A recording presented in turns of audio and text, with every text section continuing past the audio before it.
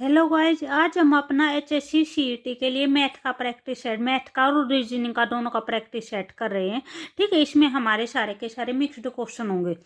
तो यहाँ पे जो भी हमारा क्वेश्चन नंबर 61 है, क्वेश्चन नंबर 61 में क्या दिया गया है?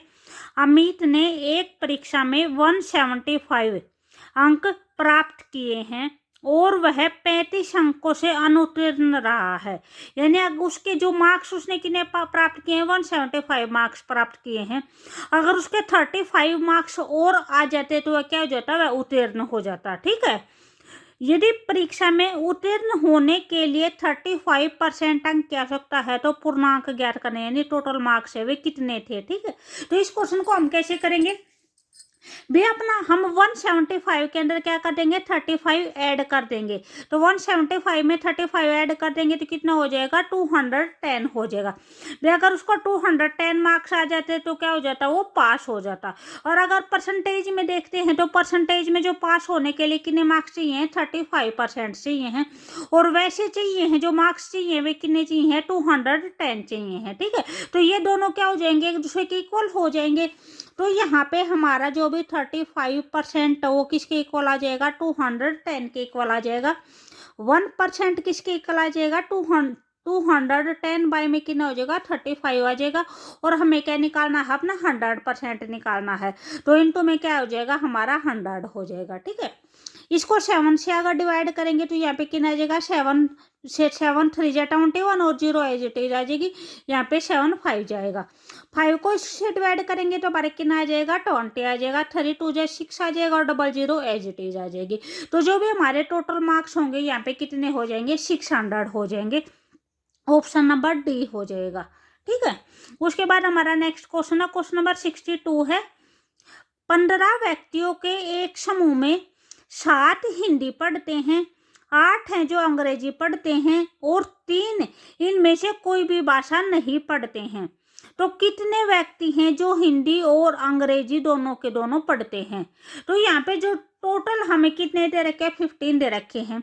15 में से 3 जो व्यक्ति हैं वो ऐसे हैं जो कोई भी लैंग्वेज नहीं पढ़ते हैं। तो जो भी ये क्वेश्चन होगा ये हमारा यूज के जो भी यूनियन वाला हमारा फार्मूला होता है उससे होता है। ठीक है, तो जैसे जो भी हमारा फार्मूला होगा यहाँ पे हम जैसे अपना हिंदी के लिए NH यूज कर लेते हैं। ठीक है, इंग्लिश के लिए हम क्या यूज कर लेते हैं, E यूज कर लेते हैं। और जो भी हमारा यूनियन होगा, H यूनियन जो हमारा E होगा वो क्या हो जाएगा, हमारे जो हिंदी पढ़ते हैं, हिंदी हमारे कितने पढ़ते हैं, 7 है जो हिंदी पढ़ते हैं। जो अंग्रेजी पढ़ते हैं वे कितने हैं, 8 हैं। तो हिंदी के 7 है और इंग्लिश के कितने हैं, 8 हैं।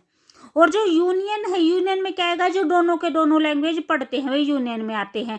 तो यहाँ पे 15 व्यक्ति हैं, 15 में से 3 हैं जो कोई भी लैंग्वेज नहीं पढ़ते हैं। तो 15 में से अगर अपना 3 माइनस करेंगे तो हमारे कितना आ जाएगा, 12 आ जाएगा, जो हिंदी और इंग्लिश दोनों के दोनों लैंग्वेज पढ़ते हैं।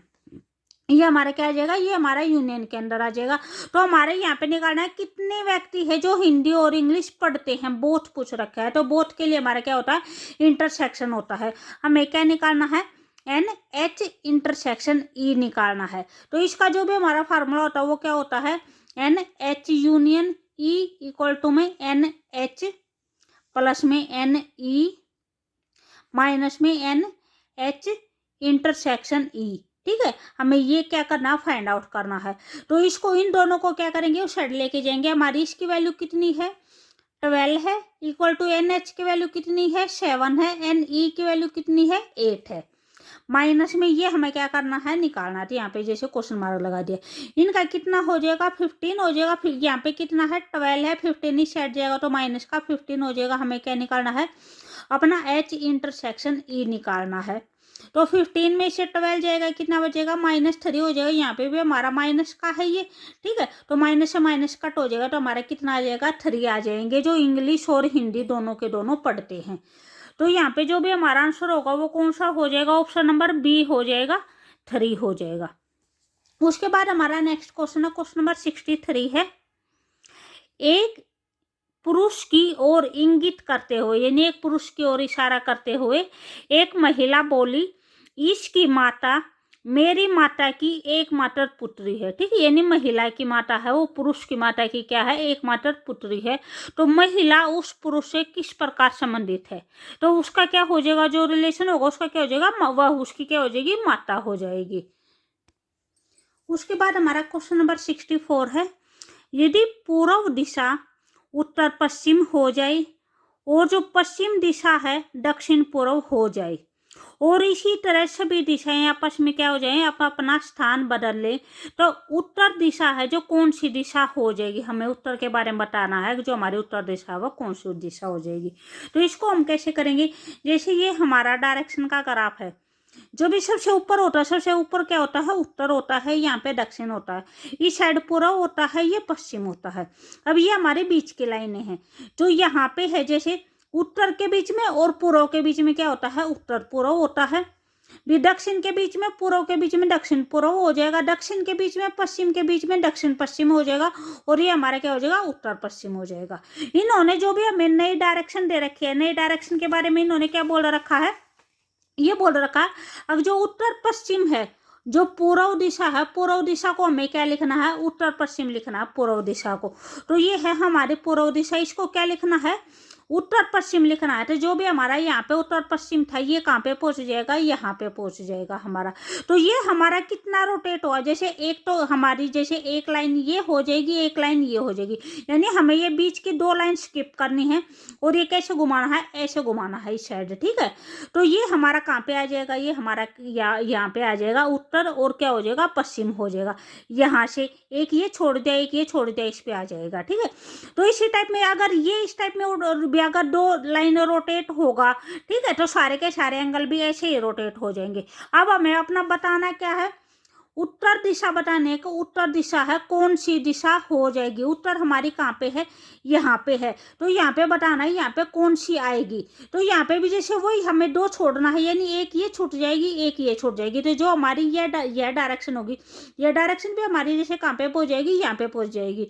तो यह डायरेक्शन थी, यह डायरेक्शन हमारी कौन सी थी, दक्षिण और पश्चिम थी, तो ये दक्षिण पश्चिम कहाँ पे चली जाएगी, उत्तर की साइड चली जाएगी, तो ये हो जाएगी हमारी दक्षिण पश्चिम। तो इन्होंने ये पूछ रखा है, अगर जो उत्तर दिशा है, उत्तर दिशा कौन सी दिशा हो जाएगी, तो कौन सी हो जाएगी, दक्षिण पश्चिम हो जाएगी। यहाँ पे जो भी हमारा आंसर होगा वो कौन सा हो जाएगा, ऑप्शन नंबर डी हो जाएगा, दक्षिण पश्चिम। उसके बाद नेक्स्ट क्वेश्चन है क्वेश्चन नंबर 65 है। भी अगर आपको वीडियो अच्छी लगे तो प्लीज लाइक शेयर और सब्सक्राइब जरूर करें, ठीक है। यहाँ पे दे रखा है, यदि किसी भिन्न के अंश में 200% की वृद्धि कर दी जाए तथा उसके हर में 350% की वृद्धि कर दी जाए, तो 5/12 प्राप्त होता है। तो मूल भिन्न बताने, हमारी मूल भिन्न क्या होगी, तो जो भी हमारी भिन्न होती है, भिन्न को हम कैसे लिखते हैं, अपना x/y की फॉर्म में लिखते हैं, ठीक है। जो भी फ्रैक्शन होता है वो हमारा x/y की फॉर्म में होता है, जो ऊपर होता है वो हमारा क्या होता है, अंश होता है, और जो नीचे होता है वो हमारा क्या होता है, वो हमारा हर होता है। तो इन्होंने बोला रखा है अंश में है, अंश में कितनी बढ़ोतरी होगी, हमारी 200 की बढ़ोतरी होगी, 200% की। अगर हम अपना 100 लेके चलते हैं तो वृद्धि को हम क्या करते हैं, ऐड करते हैं, और जो भी हमारी हानि होती है उसको हम क्या करते हैं, माइनस करते हैं। तो यहाँ पे हमारी वृद्धि बोल रखी है, तो 100 के अंदर हम क्या करेंगे, ऐड कर देंगे। ये हमारी कितनी हो जाएगी, 300 हो जाएगी। 100 के अंदर 200 ऐड करेंगे, तो उसी टाइप में जो भी 350 है, 350 अगर 100 के अंदर ऐड कर देंगे तो कितना हो जाएगा, हमारा 450 हो जाएगा। ये हमारी वृद्धि होगी, हमने वृद्धि थी तो ऐड कर दिया। तो वृद्धि होने के बाद जो भी हमारा नया फ्रैक्शन बना है, जो हमारी नई भिन्न बनी है, वो कितनी बनी है, 5/12 बनी है। तो हमें अपनी क्या बतानी है, मूल भिन्न बतानी है, यानी हमें x/y बतानी है, हमारी मूल भिन्न यानी x/y की वैल्यू क्या होगी। तो इसको हम सोल्व करेंगे। तो ये हमारा जैसे 5 से कट हो जाएगा, 5 6 या 30 हो जाएगा, ये हमारा 5 9 जा हो जाएगा। उसके बाद ये हमारा 3 से कट हो जाएगा, 3 2 जा 6 हो जाएगा, और 3 3 जा 9 हो जाएगा। तो ये हमारा क्या आ जाएगा, 2/3xy आ जाएगा, ठीक है। इक्वल टू कितना आ जाएगा, 5/12 आ जाएगा। हमें क्या करनी है, अपनी x/y की वैल्यू फाइंड आउट करनी है। तो xy यहाँ पे छोड़ देंगे एज इट इज, और जो ये 2/3 है ये हट जाएगा तो इसकी क्या हो जाएगी, रकम पलटी हो जाएगी। जो 3 है ये नीचे है तो ये 3 हमारा ऊपर चले जाएगा, 2 पर है तो नीचे आ जाएगा। तो ये क्या हो जाएगा 5/12 इंटू में कितना हो जाएगा 3/2 हो जाएगा। इसको कट करेंगे 3 4 जा 12 हो जाएगा। तो हाँ जो भी हमारे x/y की वैल्यू आएगी वह कितनी आ जाएगी 5/8 आ जाएगी। 5 1 जा 5 और 4 2 जा क्या हो जाएगा 8 हो जाएगा। तो जो भी हमारी भिन्न होगी वो कौन सी हो जाएगी, ऑप्शन नंबर बी हो जाएगा 5/8 हो जाएगा। उसके बाद नेक्स्ट दे रखा है 66 दे रखा है। 66 में दे रखा है 66 में दे रखा है किसी सांकेतिक भाषा में जो बीट है, बीट को क्या लिखा गया है, यहाँ पे दे रखा है BEAT, बीट को लिखा गया है UBFC लिखा गया है। ठीक है, उसी टाइप में जो CALM है, काम है, CALM है, इसको लिखा गया है NMBD। तो हमें क्या बताना है SORE का बताना है। इसका जो कोड वर्ड होगा वो क्या होगा। तो इसमें जैसे अगर हम देखते हैं जैसे B है, B से जो नेक्स्ट लेटर आता है वो क्या है C है। ठीक है, तो ये हमारा क्या लिख दिया, इस साइड लिख दिया। ये जैसे लेफ्ट से शुरू कर रखे हैं तो ये हमारा क्या हो जाएगा, ये राइट से लिख रखे हैं।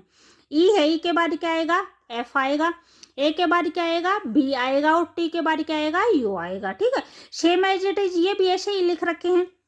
C के बाद D आता है, A के बाद B आता है, L के बाद M आता है और M के बाद N आता है। यानी इसे नेक्स्ट लेटर लिख रखा है, लेकिन ये लेफ्ट से है तो वे राइट से लिख रखे हैं। तो इसका भी हम ऐसे ही करेंगे। यहाँ पे कितने डिजिट आएंगी 4 डिजिट आएंगी। जैसे E है, अगर हमारा ये राइट में है तो ये हमारा क्या हो जाएगा लेफ्ट में हो जाएगा। E के बाद क्या आता है F आता है, R के बाद क्या आता है PQRS आता है, O के बाद क्या आएगा P आएगा। ठीक है, S के बाद क्या आएगा हमारा T आ जाएगा। तो जो भी हमारा यहाँ पे बना वो क्या बना है FSPT। ठीक है, तो यहाँ पे जो भी हमारा ये आंसर है कौन सा ऑप्शन है, ऑप्शन नंबर A है FSPT। उसके बाद हमारा नेक्स्ट दे रखा है 67 दे रखा है। 67 में जो भी हमें सीरीज दे रखी है, ये सीरीज क्या करनी है हमें कंप्लीट करनी है। जो भी हमारे सीरीज दे रखे वो दे रखे DGHKLOPS और यहाँ पे बताना हमें क्या आएगा। तो यहाँ पे जो दे रखा है जैसे D दे दिया, D के बाद E स्किप कर दिया और F स्किप कर दिया, 2 लेटर स्किप कर दिए। F उसके बाद क्या आ गया G आ गया, G के बाद डायरेक्ट H लिख दिया। फिर 2 लेटर स्किप कर दिए I और J, उसके बाद क्या आ गया K आ गया, L M और N स्किप कर दिया, O आ गया, फिर P लिख दिया, Q और R स्किप कर दिया, S के बाद PQRS T आएगा, U और V स्किप कर दिया तो क्या आ जाएगा W आ जाएगा। तो क्या आएगा यहाँ पे हमारा T और W आ जाएगा। तो ये कौन सा है, हमारा ऑप्शन नंबर D है T और W। उसके बाद नेक्स्ट है 68 है। 68 में क्या दे रखा है, एक कार 690 किलोमीटर की दूरी 30 घंटे में 30 घंटे में तय करती है तो उसकी औसत चाल बतानी है। तो जो भी हमारा चाल का फार्मूला होता है वो क्या होता है भी, यहाँ पे औसत दे रखी है, यहाँ पे जो भी दे रखे औसत चाल का वैसे फार्मूला हमारा क्या होता है भी, जितने भी हमें डिस्टेंस दे रखे हो अपने डिस्टेंस ऐड करेंगे और बाय में क्या हो जाएगा हमारा जितना भी टाइम दे रखा होगा सारा का सारा टाइम ऐड कर देंगे। लेकिन यहाँ पे हमारे डिस्टेंस भी एक दे रखी है और टाइम भी एक दे रखा है तो कोई इफेक्ट नहीं पड़ता। वैसे औसत चाल में 2 या 2 से ज़्यादा तो डिस्टेंस देते हैं और 2 से ज़्यादा ही टाइम देते हैं। तो यहाँ पे जस्ट सिंपल दे रखे हो तो हम सिंपल कर लेंगे अपना। ये हमारे कितनी होगी, ये हमारे डिस्टेंस होगी और ये हमारा कितना हो जाएगा टाइम हो जाएगा। इसको हम डायरेक्ट कट कर देंगे, कट करेंगे तो हमारा कितना आ जाएगा 23 आ जाएगा। तो ये हमारा 23 किलोमीटर प्रति हावर आ जाएगा, पर घंटा आ जाएगा। उसके बाद नेक्स्ट है 69 है। 5 क्रमागत सम संख्या दे रखी हैं। ठीक है, जो दे रखे हैं A दे रखे, B दे रखे, C दे रखे, D और E का औसत है वो 74 दे रखा है। तब संख्या C तथा E का क्या बताना है, हमें गुणनफल बताना है कि इसका जो गुणनफल होगा वो कितना होगा। तो यहाँ पे जो मेन बात है, यहाँ पे मेन बात है एक तो वे सम संख्या दे रखी हैं। तो कोई भी सम संख्या होती है वो क्या होती है, वो 2 से डिविजिबल होते हैं। अगर हमें जस्ट भी क्रमागत संख्याएं देते तो हम अगर हमें जस्ट क्रमागत संख्याएं देते तो क्रमागत का मतलब क्या होता है, लगातार होता, तो हम अपना x+1 x+2 x+3 ऐसे ले लेते। लेकिन यहाँ पे सम संख्याएं दे रखी है, तो सम संख्याएं क्या होती है, जो संख्याएं हमारे जो संख्याएं हमारे 2 से डिवाइड होती हैं, ठीक है। और इनके जैसे जो डिफरेंस होता है, जैसे 2 होता है, फिर 4 होती है, 6 होती है, 8 होती है, तो इनके बीच में जो डिफरेंस होता है, डिफरेंस भी हमारा कितना होता है, 2 का डिफरेंस होता है। तो हम जो डिफरेंस लेके चलेंगे वो भी हम अपना क्या लेके चलेंगे, 2 का डिफरेंस लेके चलेंगे। तो यहाँ पे जो भी हम अपनी संख्या लेके चलेंगे वो क्या लेके चलेंगे, 2x+2, 2x प्लस में 4, 2x प्लस 6, 2x प्लस में 8 हो जाएगा, और 2x प्लस में कितना हो जाएगा, 10 हो जाएगा, ठीक है। ये जैसे हमारी संख्या a होगी, ये b होगी, ये c होगी, ये d होगी, ये e होगी, ठीक है। तो इन्होंने बोल रखा है कि इसका औसत है वो 74 दे रखा है। यहाँ पे इसका औसत कितना है, 74 है। तो औसत का मतलब होता है जो भी हमारे डिजिट होते हैं उन डिजिट का सम और बाय में नंबर ऑफ डिजिट। तो इनका हम क्या करेंगे, सम करेंगे हर एक डिजिट का, और बाय में नंबर ऑफ डिजिट कितनी हमारी है, डिजिट 5 है। तो ये किनारे रखे, ये इक्वल टू 74 दे रखा है हमारा। तो इन सब का सम करेंगे तो जैसे 2x ये हमारा कितनी बार दे रखा है, 5 बार दे रखा है, तो कितना हो जाएगा, 10x हो जाएगा। प्लस में जैसे 2 को 4 को 6 को इनको ऐड करेंगे तो ये हमारा कितना हो जाएगा, 30 हो जाएगा। 30 10x प्लस में 30 बाय में 5 इक्वल टू कितना रखा है, 74 दे रखा है। यहाँ पे 5 हमारा उस साइड मल्टीप्लाई हो जाएगा, तो ये हमारे कितना हो जाएगा, 10x प्लस में 30 इक्वल टू 74 की और 5 को की मल्टीप्लाई करेंगे तो 370 हो जाएगा। 10x इक्वल टू 370 में से 30 क्या हो जाएगा, उस हट जाएगा तो माइनस हो जाएगा, हमारा कितना आ जाएगा, 340 आ जाएगा। तो यहाँ से अगर हम अपने x की वैल्यू निकालेंगे तो x की वैल्यू हमारी कितनी आ जाएगी, 34 आ जाएगी, 34 आ जाएगी। बाय में 10 होगा, 10 से ये 0 से 0 कट हो जाएगी। तो ये हमारी किस चीज़ की वैल्यू आई है, ये हमारी x की वैल्यू आई है। अभी इन्होंने बोल रखा था c का और e का क्या करना है, गुणनफल करना है। तो जो भी हमारी c वाली टर्म थी, c वाली टर्म हमारी क्या थी, ये थी 2x प्लस में 6 है, और जो भी हमारी ई वाली टर्म थी वो कौन सी थी, लास्ट वाली थी, 2x प्लस में 10 है। यहाँ पे 2 इंटू एक्स की वैल्यू कितनी है, 34 है, प्लस में 6 है। 2 का और 34 के अगर मल्टीप्लाई करेंगे तो कितना आ जाएगा, 68 आ जाएगा, प्लस में 6 आ जाएगा, ये हमारा कितना आ जाएगा, 74 आ जाएगा, ठीक है। अगर इसका करेंगे तो 2 इंटू में कितना आ जाएगा, 34 आ जाएगा, प्लस में 10 हो जाएगा।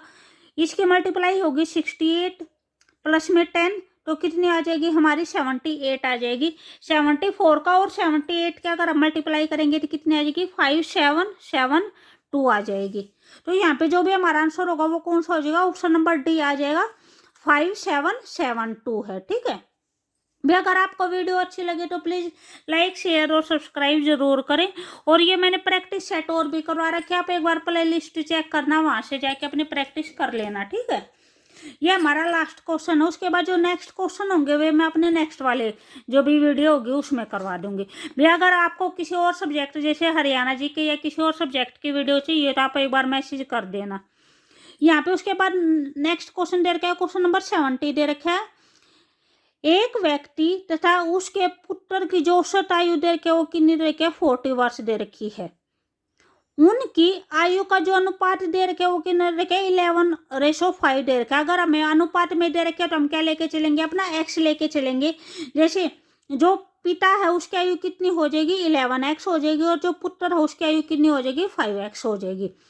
उसके बाद हमारे जो क्वेश्चन में दे रखे वो क्या दे रखे, औसत दे रखे, दोनों की जो आयु का औसत दे रखे वो 40 दे रखे है। तो इसे ऊपर वाले क्वेश्चन में भी क्या था, जैसे औसत क्या होता है, दोनों का सम बाय में नंबर ऑफ डिजिट कितनी है, 2 है, ये कितना है, 40 दे रखा है। यहाँ पे ये इसे मल्टीप्लाई हो जाएगा, इन दोनों को ऐड करेंगे तो 16x इक्वल टू में कितना हो जाएगा, ये साइड मल्टीप्लाई होगा तो 80 होगा।